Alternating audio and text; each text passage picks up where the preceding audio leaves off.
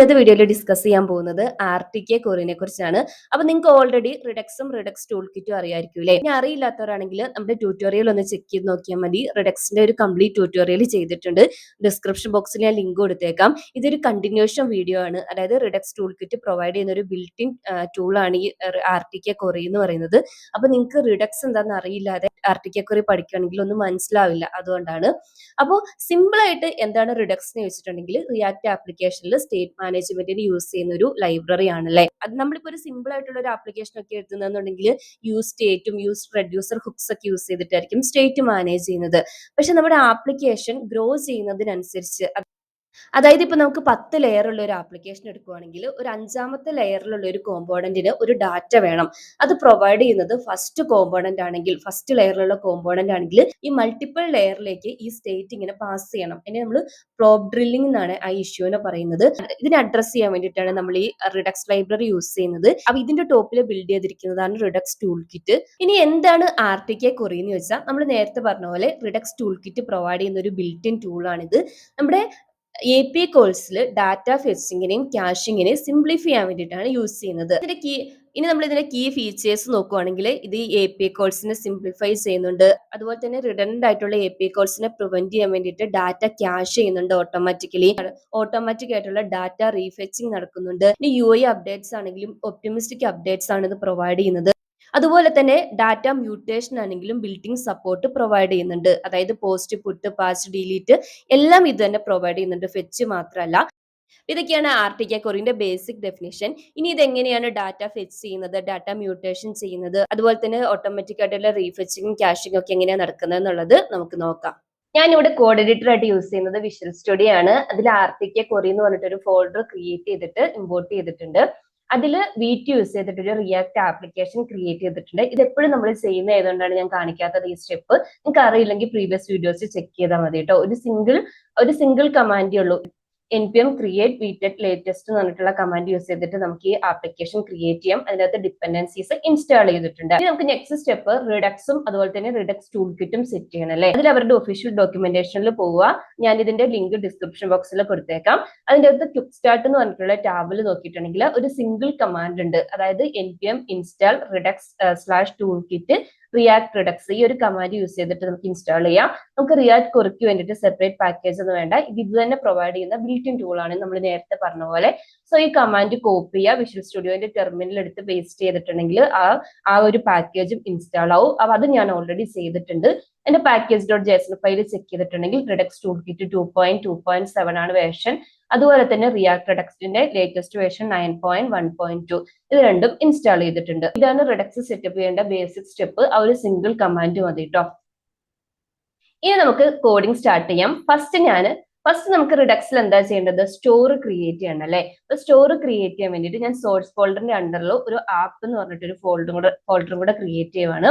അതിന്റെ അകത്ത് store.js എന്ന് പറഞ്ഞിട്ടുള്ള ഫയൽ, ഇതാണ് നമ്മുടെ ഗ്ലോബൽ സ്റ്റോർ ഫയൽ ക്രിയേറ്റ് ചെയ്യുന്നു.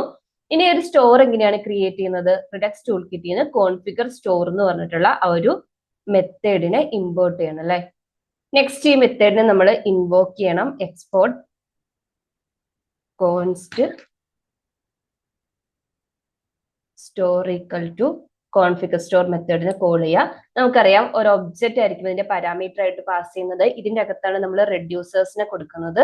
തൽക്കാലം നമ്മൾ റെഡ്യൂസർ ഒന്നും ക്രിയേറ്റ് ചെയ്യാത്തതുകൊണ്ട് ജസ്റ്റ് ഞാനൊരു ബ്രേസ് മാത്രം കൊടുത്ത് നിർത്തുക കേട്ടോ. ഇനി നമ്മുടെ main.jxs പോയിട്ട് ഫസ്റ്റ് നമ്മൾ ഈ ക്രിയേറ്റ് ചെയ്തിരിക്കുന്ന സ്റ്റോറിനെ ഇമ്പോർട്ട് ചെയ്യണം. Store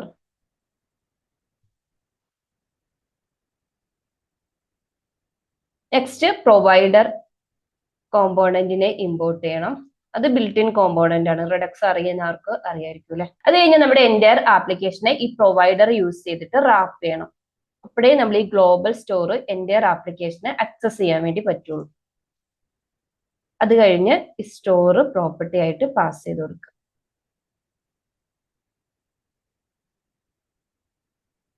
so second step complete ആയി. നമ്മൾ റിഡക്സിന്റെ സ്റ്റോർ സക്സസ്ഫുള്ളി ക്രിയേറ്റ് ചെയ്തു.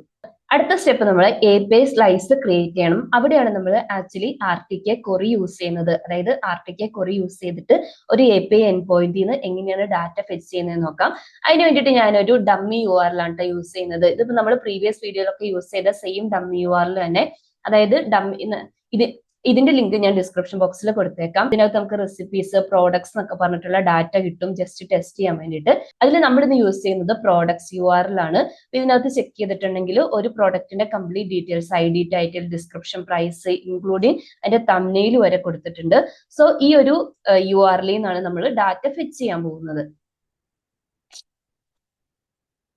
സോ നമ്മൾ API സ്ലൈസ് ക്രിയേറ്റ് ചെയ്യാൻ വേണ്ടിയിട്ട് എഗെയിൻ ഞാൻ നമ്മുടെ ആപ്പ് ഫോൾഡറിന്റെ അണ്ടറിൽ ഒരു സർവീസ് ഫോൾഡർ ക്രിയേറ്റ് ചെയ്യുവാണ്. നിങ്ങൾക്ക് ഇഷ്ടമുള്ള നെയിം കൊടുക്കാട്ടോ. ഇവിടെ ഇതിന്റെ അകത്ത് പ്രോഡക്റ്റ് ഡാറ്റ എന്ന് പറഞ്ഞ .js ഫയൽ ക്രിയേറ്റ് ചെയ്യുന്നു. ഇനി നമ്മൾ റിഡക്സ് ടൂൾ കിറ്റിൽ നിന്ന് രണ്ട് മെത്തേഡിനെ ഇമ്പോർട്ട് ചെയ്യണം. ആദ്യത്തെ മെത്തേഡ് ക്രിയേറ്റ് API മെത്തേഡ് ആണ്. ഈ മെത്തേഡ് യൂസ് ചെയ്തിട്ടാണ് നമ്മൾ API സ്ലൈസ് ക്രിയേറ്റ് ചെയ്യുന്നത്. നെക്സ്റ്റ് നമ്മൾ URL ഡിഫൈൻ ചെയ്യാൻ വേണ്ടിയിട്ട് ഫെച്ച് ബേസ് ക്വറി എന്ന് പറഞ്ഞിട്ടുള്ള മെത്തേഡിനെ ഇമ്പോർട്ട് ചെയ്യാം. ഇത് നിങ്ങൾ യൂസ് ചെയ്യുമ്പോൾ മനസ്സിലാവും കേട്ടോ. നെക്സ്റ്റ് സ്റ്റെപ്പിൽ ക്രിയേറ്റ് API മെത്തേഡിന് ഇൻസ്റ്റൻസ് ക്രിയേറ്റ് ചെയ്യണം. എക്സ്പോർട്ട് കോൺസ്റ്റ് ഞാൻ പ്രോഡക്റ്റ് API എന്നാണ് നെയിം കൊടുക്കുന്നത്. ഇൻസ്റ്റൻസിന് ഈക്വൽ ടു ക്രിയേറ്റ് API മെത്തേഡിന് കോൾ ചെയ്യാം. എഗെയിൻ ഇതിന്റെ പാരാമീറ്റർ ആയിട്ട് ഒരു ഒബ്ജക്റ്റ് ആയിരിക്കും പാസ് ചെയ്ത് കൊടുക്കുന്നത്. അതിൽ ഫസ്റ്റ് പാരാമീറ്റർ എന്ന് പറയുന്നത് റെഡ്യൂസർ പാത്ത് ആണ്. ഇത് നമ്മൾ റിഡക്സിൽ ഓൾറെഡി യൂസ് ചെയ്യുന്നത്. അതായത് റിഡക്സ് സ്റ്റോറിൽ നമ്മുടെ ഒരു സ്ലൈസിനെ ഡിറ്റർമൈൻ ചെയ്യാൻ വേണ്ടിയിട്ട് യൂസ് ചെയ്യുന്നത്. ഇത് നമുക്ക് ബൈ ഡിഫോൾട്ട് നമുക്കറിയാലോ API എന്നായിരിക്കും ഇതിന്റെ വാല്യൂ. ഞാൻ അതിന്റെ വാല്യൂ പ്രോഡക്ട്സ് എന്ന് പറഞ്ഞിട്ട് സെറ്റ് ചെയ്യുവാണ്. ഇനി രണ്ടാമത്തെ പാരാമീറ്റർ ബേസ് ക്വറി ആണ്. ഇവിടെയാണ് നമ്മുടെ ബേസ് URL സെറ്റ് ചെയ്യുന്നത്. അതിന് വേണ്ടിയിട്ടാണ് ഈ fetch base query method use ചെയ്യുന്നത്. എഗെയിൻ ഒരു ഒബ്ജക്റ്റ് ആയിരിക്കും ഇതിന്റെ ആർഗ്യുമെന്റ് വരുന്നത്. അതിന്റെ അകത്ത് ബേസ് URL എന്ന് പറഞ്ഞ കീയിലാണ് നമ്മൾ ഈ ബേസ് URL ആണ് ഇവിടെ കൊടുക്കുന്നത്. അതായത് ഇത്ര HTTP ഡമ്മി JSON വരെ. പിന്നെ NURL കൊടുക്കുന്നത് എൻഡ് പോയിന്റ്സ് ക്രിയേറ്റ് ചെയ്യുമ്പോഴാണ്. ഇപ്പൊ ജസ്റ്റ് ബേസ് URL നമ്മുടെ ഈ എന്റെ ആപ്ലിക്കേഷന്റെ ബേസ് URL ആണ് ഇതിന്റെ അകത്ത് സ്പെസിഫൈ ചെയ്യുന്നത്.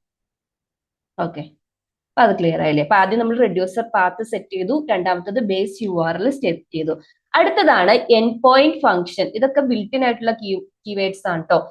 എൻഡ് പോയിന്റ് ഫംഗ്ഷൻ ക്രിയേറ്റ് ചെയ്യണം. ഈ എൻഡ് പോയിന്റ് ഫംഗ്ഷന്റെ അകത്താണ് നമ്മൾ ഡാറ്റ റീട്രൈവ് ചെയ്യുന്നതും അതുപോലെ ഡാറ്റ മ്യൂട്ടേറ്റ് ചെയ്യുന്നതും എല്ലാ ഫംഗ്ഷനാലിറ്റിയും ഇംപ്ലിമെന്റ് ചെയ്യുന്നത്. ഇതൊരു ആരോ ഫംഗ്ഷൻ ആണ്. ഇനി ഇത് പ്രൊവൈഡ് ചെയ്യുന്ന ഒരു ബിൽറ്റ് ഇൻ മെത്തേഡ് ആണ് ബിൽഡർ ഒബ്ജക്റ്റ്. ഈ ഒബ്ജക്റ്റ് ത്രൂ ആണ് നമ്മൾ ഡാറ്റ റീട്രൈവ് ചെയ്യുന്നതും അതുപോലെ മ്യൂട്ടേറ്റ് ചെയ്യുന്നതും. അതായത് ഇത് മെയിൻ ആയിട്ട് രണ്ട് ഫംഗ്ഷൻ തരുന്നുണ്ട്. ഒന്ന് query എന്ന് പറഞ്ഞിട്ടുള്ള മെത്തേഡ്. ആ query മെത്തേഡ് യൂസ് ചെയ്തിട്ട് ഡാറ്റ നമ്മൾ റീട്രൈവ് ചെയ്യും. രണ്ടാമത്തെ മെത്തേഡ് മ്യൂട്ടേഷൻ ആണ്.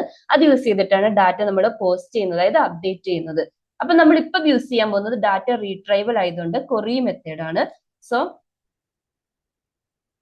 ഞാനൊരു ഫംഗ്ഷൻ നെയിം കൊടുക്കുകയാണ്. ഗെറ്റ് ഓൾ പ്രോഡക്ട്സ് എന്ന് പറഞ്ഞിട്ട് query നെയിം കൊടുക്കുന്നു.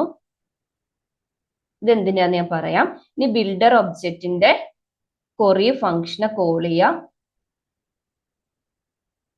എഗെയിൻ ഒരു ഒബ്ജക്റ്റ് ആണ് പാസ് ചെയ്ത് കൊടുക്കുന്നത്. ഇനി queryക്കകത്താണ് നമ്മൾ സ്പെസിഫിക് ആയിട്ട് ഫെച്ച് ചെയ്യേണ്ട ആ ഒരു URL കൊടുക്കുന്നത്. ഈ URLിലേക്ക് വന്നിട്ടുണ്ടെങ്കിൽ ഏതായിട്ട് സ്പെസിഫിക് ആയിട്ട് ഏത് ഈ ബേസ് URLിൽ നിന്ന് ഏത് URLന്റെ ഡാറ്റ ആണോ ഫെച്ച് ചെയ്യേണ്ടത് അത് കൊടുക്കുന്നത് ഇവിടെയാണ്. അപ്പൊ നമുക്ക് വേണ്ടത് ഈ പ്രോഡക്ട്സ് ആയതുകൊണ്ട് ഞാൻ ഈ പ്രോഡക്ട്സ് കൊടുത്തു. ഓക്കെ, ബേസ് URL സെറ്റ് ചെയ്തു, ഡാറ്റ ഫെച്ച് ചെയ്യാൻ വേണ്ടിയിട്ടുള്ള query സെറ്റ് ചെയ്തു.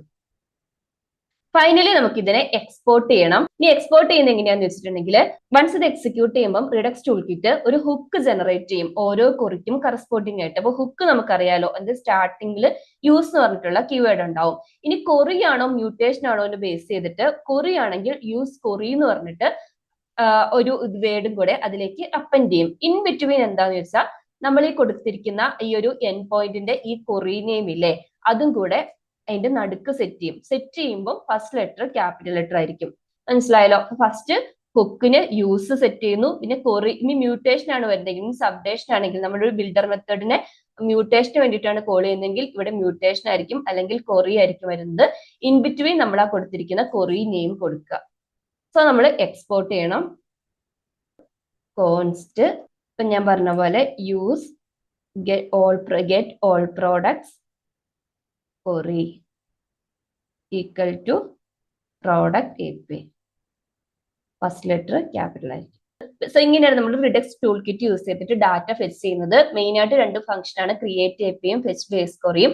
ക്രിയേറ്റ് APIക്ക് നമ്മൾ ഇൻസ്റ്റൻസ് ക്രിയേറ്റ് ചെയ്യുന്നത്, അതിന്റെ അകത്ത് റെഡ്യൂസറിന്റെ പാത്തും അതുപോലെ ബേസ് പാത്തും എൻ പോയിന്റും, ഈ എൻ പോയിന്റിന്റെ ഉള്ളിലാണ് ഡാറ്റ ഫെച്ചിങ് ആണെങ്കിലും അപ്ഡേറ്റിംഗ് ആണെങ്കിലും ഉള്ള ഫുൾ ഫംഗ്ഷനാലിറ്റി ഇംപ്ലിമെന്റ് ചെയ്യുന്നത്. അത് പ്രൊവൈഡ് ചെയ്യുന്ന ബിൽഡർ ഒബ്ജക്റ്റിൽ രണ്ട് ഫംഗ്ഷൻസ് ഉണ്ടാവും, ക്വറിയും അതുപോലെ തന്നെ മ്യൂട്ടേഷനും.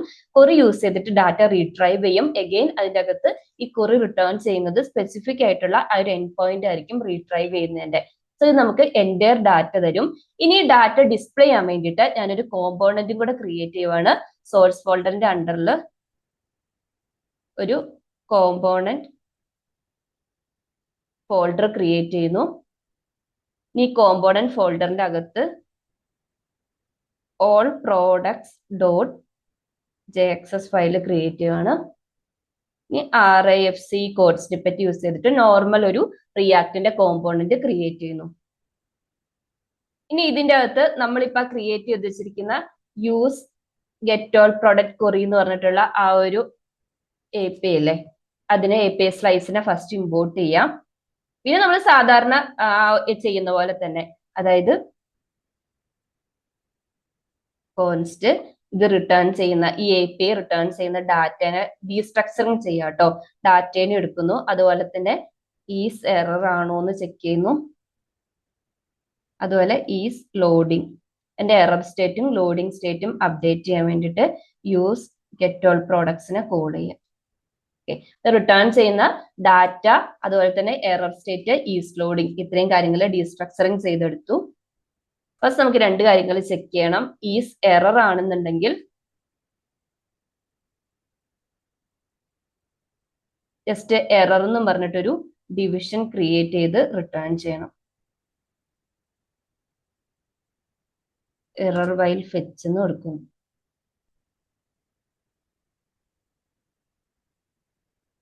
അഗെയിൻ ഒരു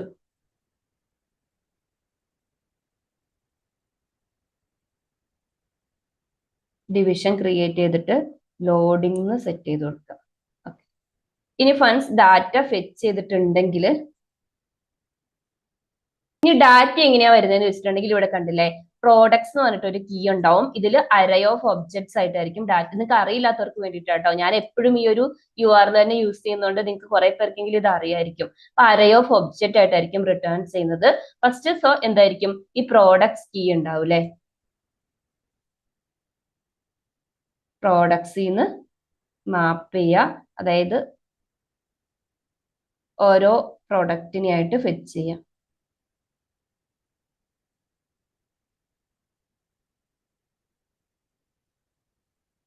അതിൻ്റെ അകത്ത് ഞാനൊരു H1 ടാഗ് ക്രിയേറ്റ് ചെയ്തിട്ട് അതിന്റെ കീ ആയിട്ട് പ്രോഡക്റ്റ് ഡോട്ട് ID ആണ് സെറ്റ് ചെയ്ത് കൊടുക്കുന്നത്. ക്യാപ്ഷൻ ആയിട്ട് ഈ പ്രോഡക്റ്റിന്റെ ടൈറ്റിൽ, ഒരു പാരഗ്രാഫ് ടാഗും കൂടെ ക്രിയേറ്റ് ചെയ്തിട്ട് പ്രോഡക്റ്റിന്റെ ഡിസ്ക്രിപ്ഷൻ സെറ്റ് ചെയ്ത് കൊടുക്കും.